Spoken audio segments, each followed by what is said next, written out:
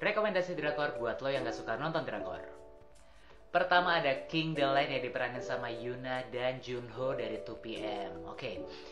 Pertama nonton ini sih nggak expect apa-apa karena gue tuh agak kurang suka sama drakor romcom kayak gitu sih, atau enggak ya romantis-romantis nggak jelas kayak gitu. Tapi ternyata ini menyenangkan alias lucu dan happy gue nontonnya. Karena kenapa? Karena ceritanya itu tuh walaupun ya fokusnya sama dua karakter ini ya gitu.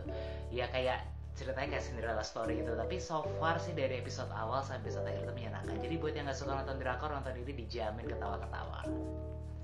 Yang kedua ada See You in My 19 Life. Ini adaptasi dari webtoon ya. Sebenarnya sih awalnya gue agak sedikit apa sih, ini pasti juga kayak romantisan gitu, tapi ternyata ini ada unsur fantasinya yang menceritakan kalau si karakter utama ini itu tuh punya kehidupan di 18 kehidupan yang lampau, dan dia punya satu misi yaitu mencari keberadaan satu orang yang dia sangat cintai.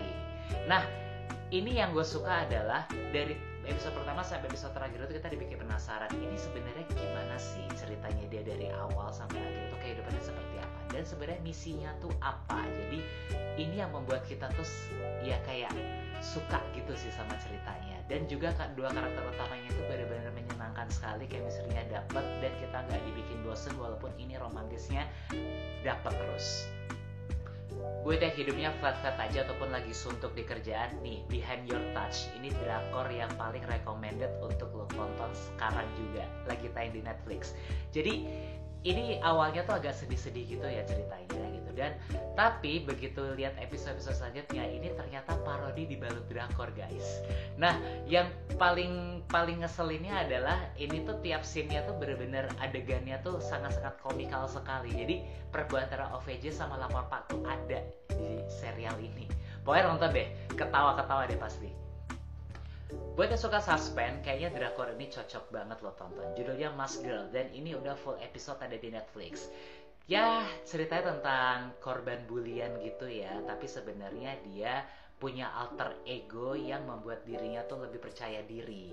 Tapi dari situ dia punya kayak sedikit misteri yang berujungnya pada adegan-adegan kekerasan. Tiap episode dibikin berbeda tokoh-tokohnya, tapi ini nyambung dari episode pertama. Well, buat yang suka misteri dan juga plot twist, you have to see this.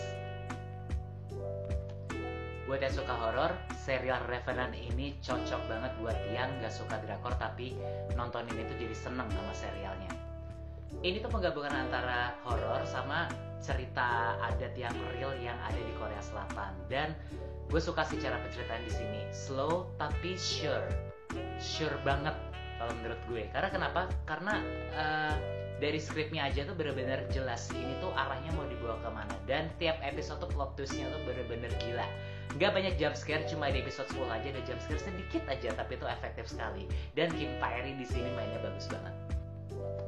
Yang suka sama superhero dengan tema superhero gitu ya, serial ini tuh cocok banget buat lo tonton. Yang gak suka drakor pun pasti akan suka dengan serial ini. Judulnya Moving, lagi tayang di Disney Plus Hotstar.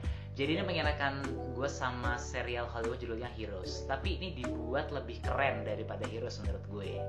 Dari segi action, dari segi penggambaran superhero-nya pun gak biasa. Nah, kalau buat penasaran langsung aja nonton deh di Disney Plus Hotstar. Itu dia rekomendasi drakor yang gak suka nonton drakor versi gue. Nah, kalau versi lo tulis aja di kolom komentar ya, siapa tau gue juga belum nonton, oke?